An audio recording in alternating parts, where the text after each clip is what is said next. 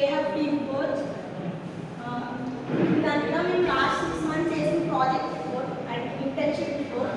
First మేము ఆగస్ట్లో start చేసిన వెంటనే మాకు ప్రాజెక్ట్స్ ఇయర్లీ ప్రాజెక్ట్స్ అసైన్ చేశారు. టీమ్కి వచ్చి 4 members junior developers, 4 members senior developers.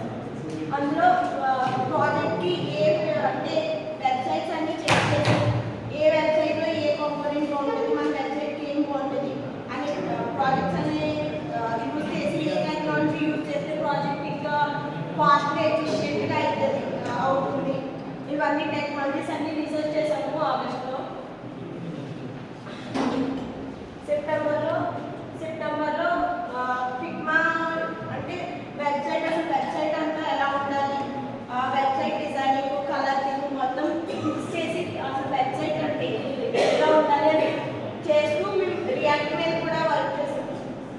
React నేర్చుకుని మా టీమ్ లీడ్ అసైన్ చేసరికి దీన్ని ఫ్రంట్ ఎండ్ చేసి బ్యాక్ ఎండ్ కూడా యాడ్ చేసాము సెప్టెంబర్ మంత్లో. అక్టోబర్లో మాది ప్రాజెక్ట్ ఫస్ట్ ఫేజ్ అనేది స్టార్ట్ చేసాము.